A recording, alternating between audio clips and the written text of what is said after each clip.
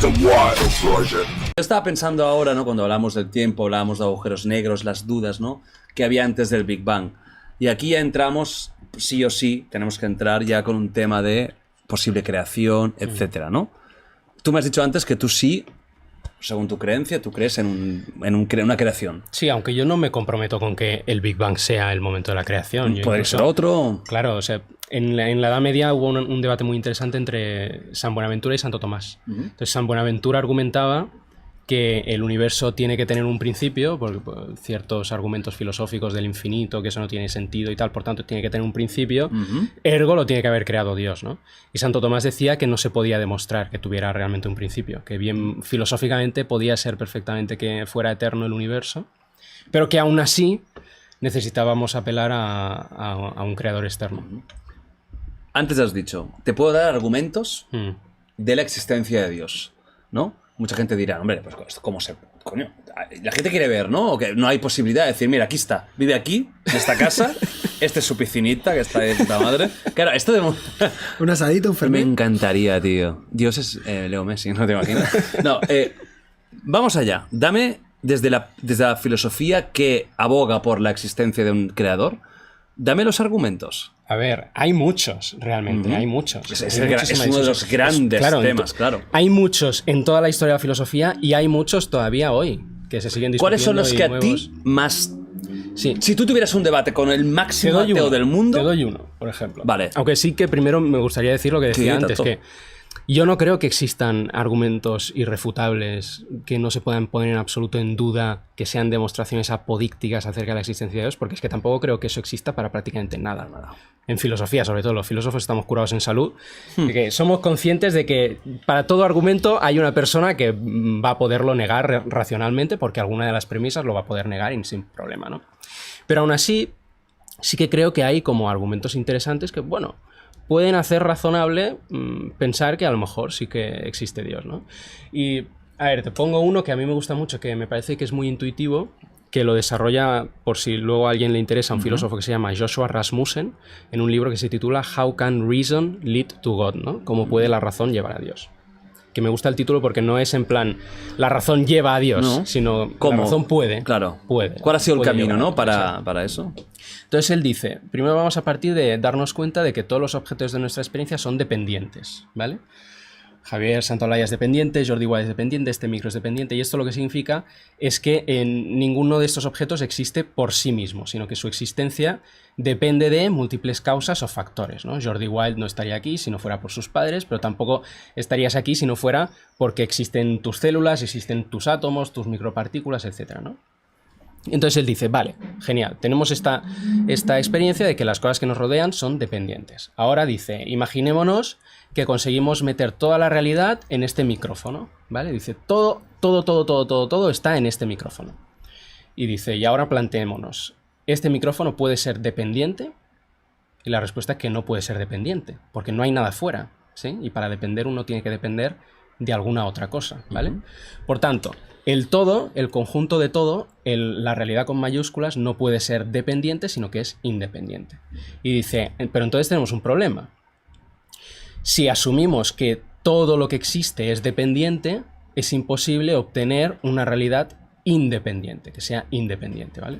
Y aquí hay mucha gente que a veces dice, no, pero eso es la falacia de composición, ¿vale? Entonces, lo explico lo que es. La falacia de composición en filosofía es cuando tú razonas de la parte al todo y atribuyes algo que es de la parte, se lo atribuyes al todo y es un movimiento ilegítimo. Por ejemplo, un caso típico. Todos los ladrillos de esta pared pesan 1 kilo, por tanto la pared pesa 1 kilo, ¿sí? Eso es un movimiento ilegítimo, ¿vale? ¿Qué pasa? Que es verdad que hay razonamientos que van de la parte al todo que son ilegítimos de esta manera, pero no todos son así.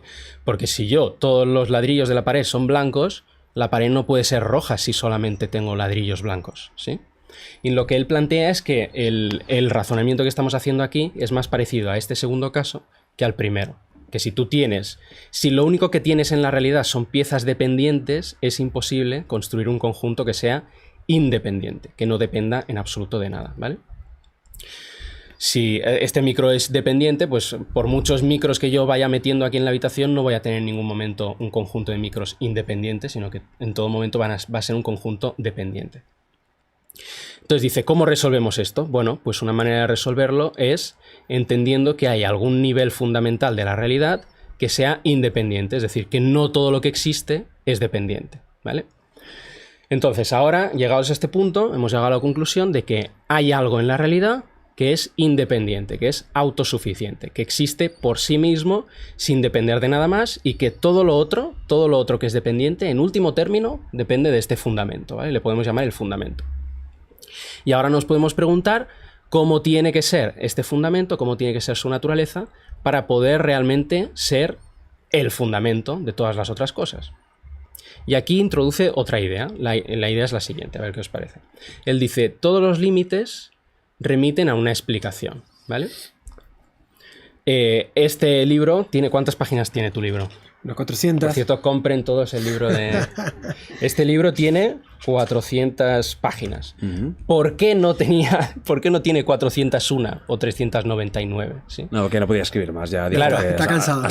Exacto. Entonces, los límites, ¿no? Como este, parecerían arbitrarios si no remiten a una explicación causal. Es en plan, no, claro, tienen 400 páginas porque los distintos factores que han contribuido a la existencia del libro explican que tenga 400 páginas y no 401, 402 o 399. Vale. Entonces ahora fijaos, tenemos dos ideas. Hemos llegado a que existe un nivel fundamental de la realidad que es independiente, por tanto es incausado, no depende de nada externo. Y tenemos la idea de que todos los límites remiten a una explicación causal. ¿Qué se sigue de esto? Que el fundamento no puede tener ningún límite, que ha de ser absolutamente ilimitado, ¿vale? Que cualquier cosa que prediquemos de él la vamos a tener que predicar sin límite, absolutamente, ¿vale? Y ahora vamos a ver, ¿vale? ¿Qué cosas podemos predicar del fundamento? Entonces, una cosa que podríamos predicar, creo yo, es que el fundamento es algo valioso, que tiene valor. ¿Por qué? Porque produce... o de él surgen o de él emergen cosas con valor, como Jordi Wild. Jordi Wild es una persona con mucho valor, ¿sí? Es un objeto valioso, que añade valor a la realidad. Pero ser el fundamento de cosas con valor es tener cierto valor. Por tanto, atribuimos valor al fundamento. Pero hemos visto que no le puedo atribuir 400 de valor, porque entonces tendría que decir que eso es arbitrario y no tiene ninguna explicación causal. Por tanto, tengo que atribuirle valor de manera ilimitada. Es decir, es una entidad absolutamente perfecta, que no tiene ningún tipo de limitación en cuanto al valor, que su valor es supremo, ¿no? Es un fundamento perfecto. Y luego nos podemos preguntar también, y aquí sería ya combinar esto con el argumento teleológico, ¿no? Nos podríamos preguntar, bueno, ¿cómo tiene que ser este fundamento para poder dar pie al tipo de realidad que observamos? Que es una realidad en la que hay seres vivos con seres como nosotros que, bueno, lo hemos discutido antes, pero que yo creo que somos autoconscientes, libres, moralmente responsables, somos capaces de conocer la verdad sobre las leyes del universo, las verdades más abstractas de la matemática y de la lógica, etcétera, que encima es un universo que está petadísimo de belleza. O sea, a mí me parece bellísimo el cosmos. Y entonces yo veo estas cosas y digo, me parece que eso se explica mucho mejor si ese fundamento tiene un sesgo hacia el valor, ¿sí? Porque si en cambio el fundamento produjera realidades sin ningún tipo de preferencia, no esperaría encontrar una realidad tan bella, tan valiosa con seres como nosotros, ¿no? Por tanto, tengo que atribuirle un sesgo hacia el valor, y la mejor manera que yo veo de explicar eso es que se trate de un ser al que haya que atribuirle inteligencia de algún modo. Entonces, a mí me parece que es un argumento muy interesante, que es bastante intuitivo. Lo que decía antes, se puede discutir literalmente cualquier paso y los filósofos no nos cansamos de hacerlo nunca, pero me parece que es un argumento que es interesante. ¿Qué te parece? ¡Qué loco! ¿Qué te parece, Javi? Bueno, primero voy a poner los pies aquí para subir la audiencia. No, porque la gente está muerta. Yo estaba pero muerta de placer. O sea, yo estaba escuchando como si fuera un cuento casi. No, yo estaba, te juro que estaba muy metido en esto, te lo juro. O sea, tengo que reconocer que como lo ha explicado, yo estaba como rollo, ojalá hubiera durado 10 minutos más. Un mono. Bueno, menos mal que... Me he sentido Australopithecus, pero... O sea, pues somos ya, pero no, orangutanes directamente, chimpancés. Sí. Ya. No, Bueno. decir varias cosas. La primera es que chapó por la filosofía. Sí. Porque... La explicación tiene lógica y es maravillosa. Sí, y porque es capaz de establecer vínculos lógicos en algo que es ilógico. De forma como creciente la creación para llegar de a algo, todo, tío. ¿no? Pero no sé, la construcción, toda la construcción, o sea, es como cómo llega el ser humano hasta allí, ¿no? O sea, ha llegado en base solo a una idea, y luego te das cuenta también en la historia de filosofía, como usando razonamientos puramente basados en conexiones lógicas, han llegado a cosas súper locas. Entonces, no solamente tiene el mérito de la construcción en sí misma, sino que encima es una construcción tan lúcida que luego... Que a veces se infravalora un poco la pura lógica, ¿no? Sí.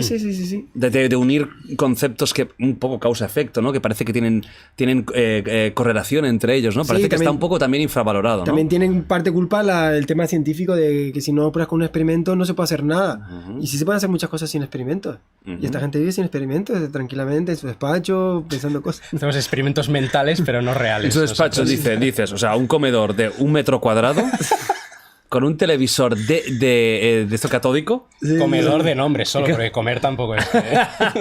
No, pero súper interesante. Bueno, ¿Qué opinas de esto? Impactante. Bueno, ¿qué opino de qué parte? No, vale, te pregunto, mira, primero, ¿tú crees en Dios? No. Vale. Agnóstico. Yo también soy agnóstico. Yo no descarto, no creo, pero no me atrevo No me atrevo a decir lo contrario, porque no me creo suficientemente inteligente. Sí, soy como heterocurioso, pero con Dios. O sea, ¿eres heterocurioso?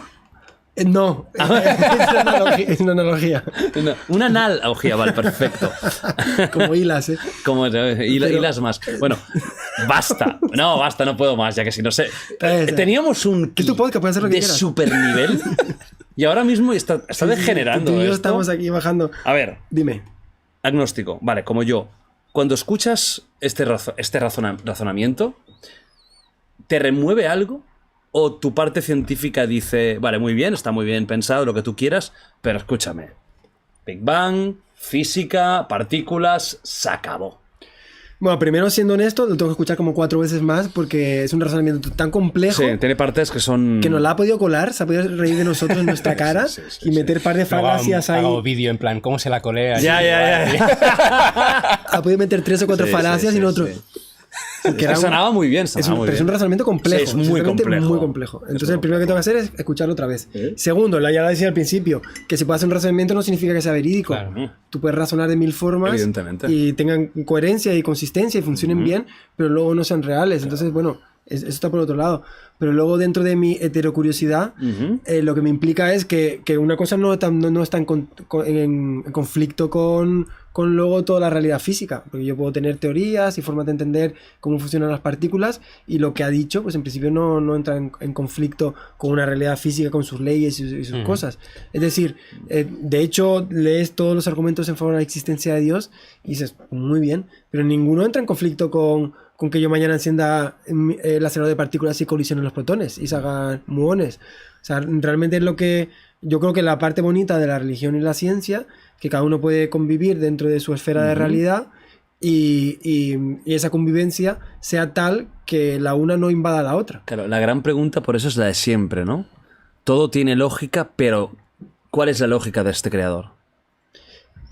Esta es la gran pregunta, ¿no? Sí. Porque tú dices, todo lo que ha dicho no va contra lo que yo he estudiado o creo.